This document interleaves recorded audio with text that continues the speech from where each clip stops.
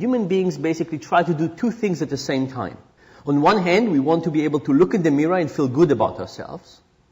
On the other hand, we want to benefit from being dishonest. Now you could say you could do one or the other. You can either look at yourself as honest or you could benefit from dishonesty. You can't do both. Well, it turns out that thanks to our flexible cognitive psychology and thanks to our ability to rationalize our actions, we could do both.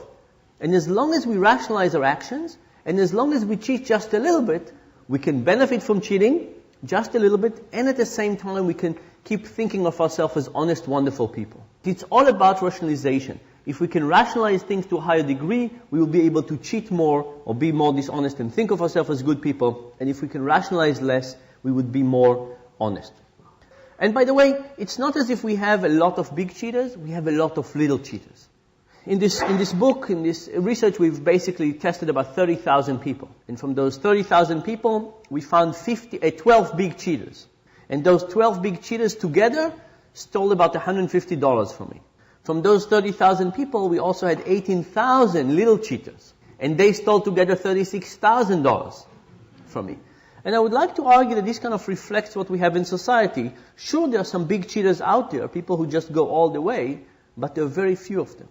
And in fact, the magnitude of dishonesty we most likely see in society is by good people who think they're doing good work, but in fact cheating just a little bit, but because there are so many of them, of us, this actually has a tremendous economic impact.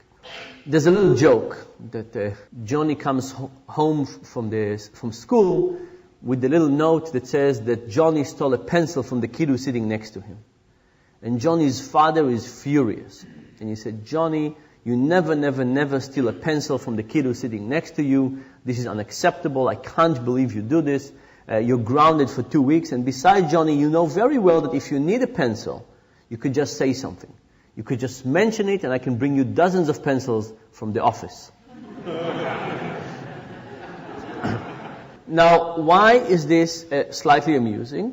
Because I think we all recognize that if we took 10 cents from a petty cash box, we could not help but think of ourselves as thieves. But if we took a pencil, we would feel very differently. In fact, if we took 10 cents from a petty cash box and went to buy a pencil, we would still feel like thieves. But taking a pencil is kind of removed from money. Because if you think about it, we're becoming a cashless society. We're becoming a society with a higher distance between us and the consequences of our actions. Credit cards, electronic wallets, mortgage-backed securities, stock options. Think about all of those things that represent psychological distance between us and the people, us and money. Could it be that as the distance increases, people can be dishonest, but at the moment don't think of themselves as doing anything dishonest? And I think the banking industry is kind of primed to think about things exactly in that way. Imagine you manipulate something like, I don't know, interest rates. There are so many layers on top of that. And you don't see who exactly you're affecting, even though you might affect the whole global economy, that it might be very easy for people to take steps in that wrong direction and still think of themselves generally as not doing anything terrible. By the way, so in the last year and a half, as I've been working on the book, every time I go to a restaurant, I ask the waiter if there's a way to eat in this restaurant and escape without payment. And I said, look, I'm not going to do it, but just tell me, if you were giving me advice, how would you tell me to do it? And aside from one person, they always have great suggestions. And then I say, and how often does it happen? And they say, almost never. They say, from time to time, somebody walks up without paying, but they walk slowly and we stop them and they just say they forgot. Almost never people just walk without payment. Contrast that with illegal downloads. My book that came out about a month ago, in the first 2 days, was downloaded 20,000 times from some website. It's kind of ironic. A book on cheating was... But if you talk to young people, virtually all of them have illegal music on their computers, and nobody feels bad about it. In fact, one young guy recently, we talked about it, he stood up, he said, excuse me, I don't think this is wrong. He said, musicians want their music to be heard. That's what they wrote it for. And label companies are evil. And he said, besides, I was not going to buy this music anyway, so I'm not hurting anybody. And everybody is doing it, right? So this guy, in fact, if you listen to him, he was not downloading illegal stuff. He was fighting for freedom, right? He was promoting the world, making it a better place. An amazing level of rationalization that you couldn't do in a restaurant. You can't go and say to yourself, oh, you know what, chefs really want their food to be eaten. And it's really owned by a conglomerate that is really not that good. And I mean, some things lend themselves to a much higher degree to rationalization, some things are much harder. So we talked about what gets people to cheat more. What would get people to cheat less? What would get rationalization to go down? To kind of scrutinize their own actions. Being reminded of values. Yeah, we've done that in a couple of ways, and it's really quite, I think, optimistic. We went to UCLA, Los Angeles, and we asked about 500 students to try and recall the 10 Commandments. But after trying to recall the 10 Commandments, when we gave them the same opportunity to be dishonest, nobody was dishonest. In fact, even when we take self-declared atheists and we ask them to swear on the Bible, and we give them a chance to cheat, they don't cheat. So this suggests that there's something about reminders that the moment we think about morality, even if it's not our own moral code, all of a sudden we are kind of supervising ourselves to a higher degree. We're more thoughtful about our own actions, and as a consequence, we let ourselves get away with less activities. We also looked at the Catholic confession. We went to talk to Catholic priests, and we said, from an economic perspective, we don't understand confession. Please explain it to us. They said, if you can confess and be absolved, shouldn't you cheat more? Shouldn't you cheat on the way to confession? The priest said no. So here are 3 theories how confession might work. One theory is that you think to yourself, I want to rob this convenience store, but I'll have to confess. It will be unpleasant, the priest will think badly of me, and this added cost makes the whole thing not worthwhile. We don't find any evidence for that. Another possibility is like the 10 Commandments experiment I told you about. You come out of confession and you feel good and wonderful about yourself, and for a little while longer, you want to keep that feeling of being good. We find some evidence for this.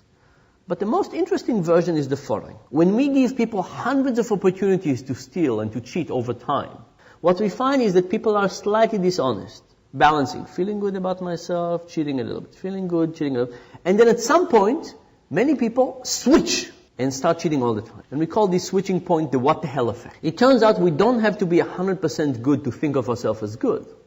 But if at some point you don't think of yourself as good, you might as well enjoy it. And many people, by the way, report this same thing with diets.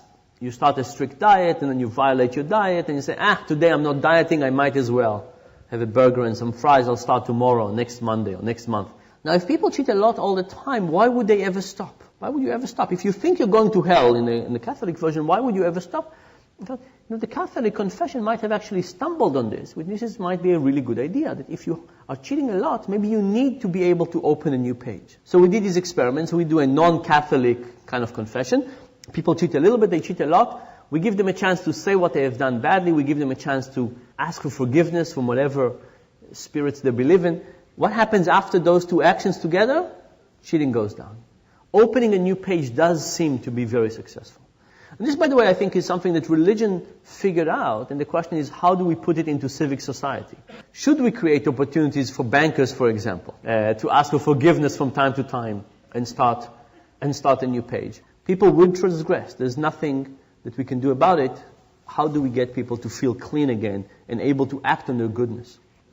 Let me just summarize with the following. If you think about it, this is really, the whole thing is a question of conflicts of interest.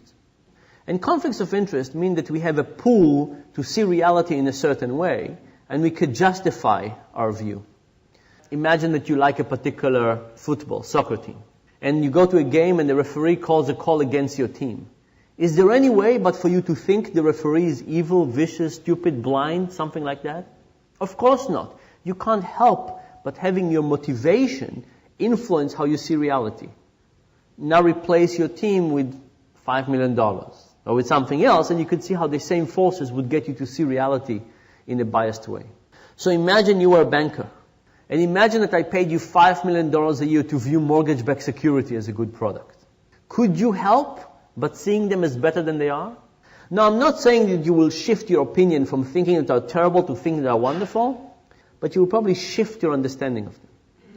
And what if everybody around you thought that they were great as well? And what if they were difficult to compute and you were sitting there with a big spreadsheet and you would different calculations and parameters and estimators, and in the bottom you would see their final value, but it would also reflect on your end of year bonus? Wouldn't you shade your evaluation even further? And this is actually quite important, because if you think about the whole financial crisis, We've taken people and we put them in situations which basically are guaranteed to blind or at least to distort their vision. And we expect people to overcome that. You know, we all have a tendency to think of people as good or bad. And we say as long as we kick the bad people, everything will be fine. But the reality is that we all have the capacity to be quite bad under the right circumstances. And I think in banking we've created the right circumstances for everybody to misbehave. And because of that, it's not such a matter of kicking some people and getting new people in. It's about changing the incentive structure. That because unless we change that, we're not going to get forward.